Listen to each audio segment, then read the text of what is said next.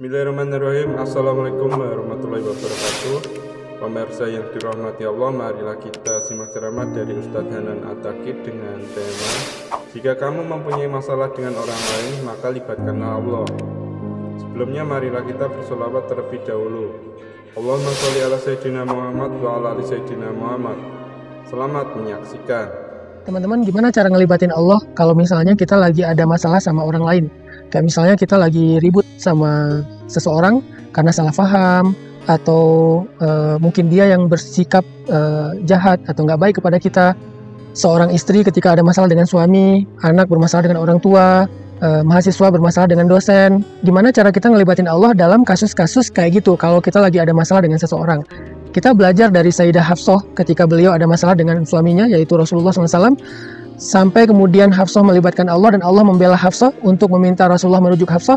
Itu tuh keren banget loh. Dan kita pengen belajar bisa kayak gitu. Artinya bukan hanya dibela sama Allah, tapi juga Allah membantu kita menyelesaikan masalah kita. Jadi kita bukan berharap ketika Allah terlibat, Allah jadi menghukum orang lain karena kita. Bukan. Tetapi lebih berharap kayak Allah ngebela kita atau memperbaiki urusan di antara kita dengan orang tersebut. Gimana cara melibatkan Allah kalau kita sedang punya masalah dengan seseorang?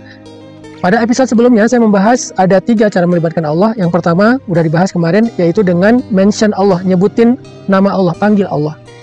Nah, di episode ini tips yang kedua cara ngelibatin Allah dalam hidup kita adalah dengan mendekat kepada Allah.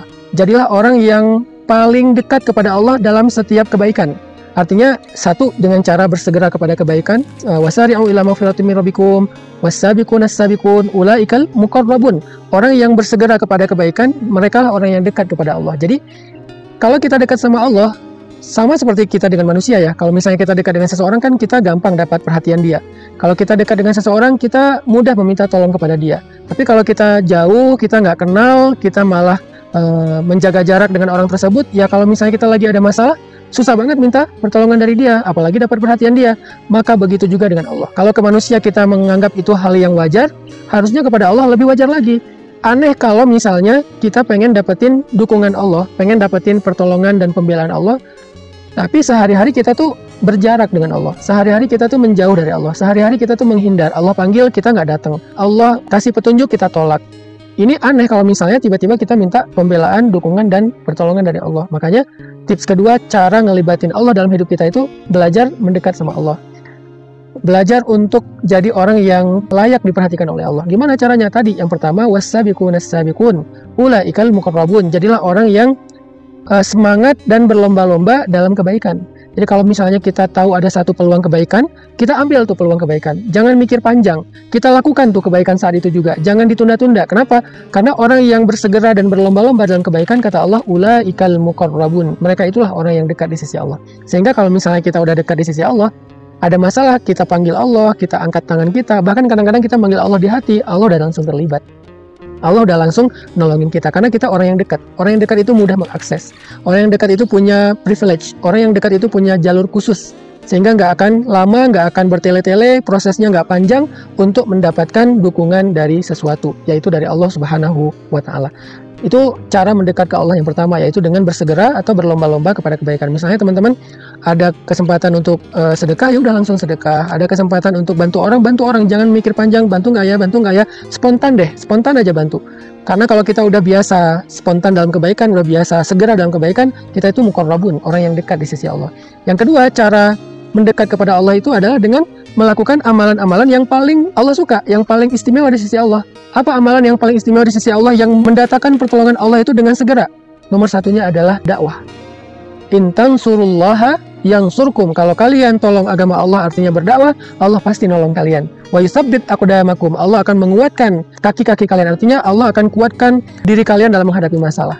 Jadi ternyata amalan yang paling Allah suka dan cepat sekali mendatangkan pertolongan Allah itu adalah kalau kita membela agama Allah dalam dakwah. Artinya gimana? Kalau misalnya kita ngelihat ada seorang ustadz yang punya program, mau bikin pesantren, mau bikin lembaga pendidikan yang gratis, mau bikin program dakwah, kita support ustadz tersebut, kita support ulama tersebut dengan niat karena ingin membela agama Allah, memanggungkan agama Allah, mendukung agama Allah, maka Allah pasti akan membela, memanggungkan kita dan mendukung kita. Itu janji Allah, in tansurullaha yansurkum.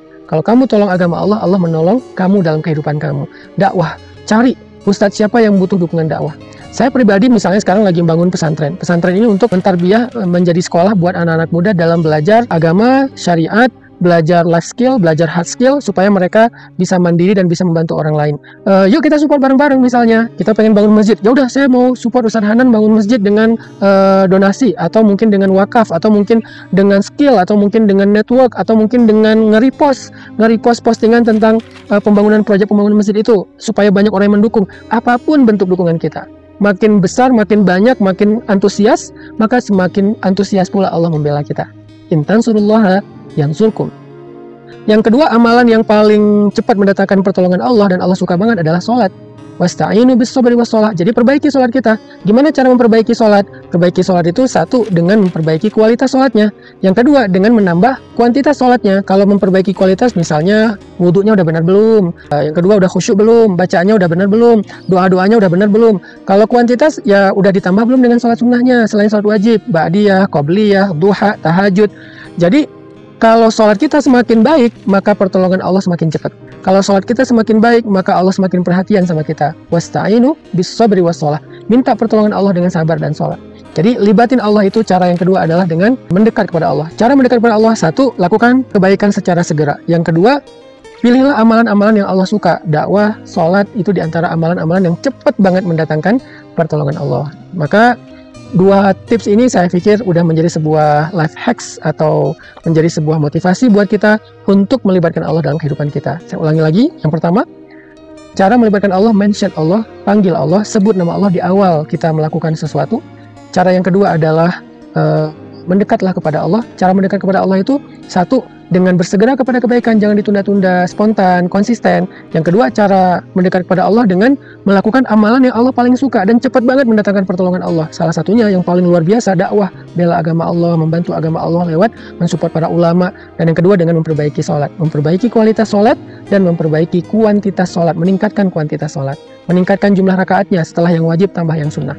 Mudah-mudahan dengan kayak gini kita udah bisa melibatkan Allah dalam masalah kita, sehingga kita mendapatkan apa yang didapatkan oleh Sayyidah Hafsah ketika beliau ada masalah dengan suaminya, yaitu kekasih Allah Rasulullah SAW. Allah justru membela Sayyidah Hafsah dan menyelesaikan masalah di antara beliau dengan suaminya.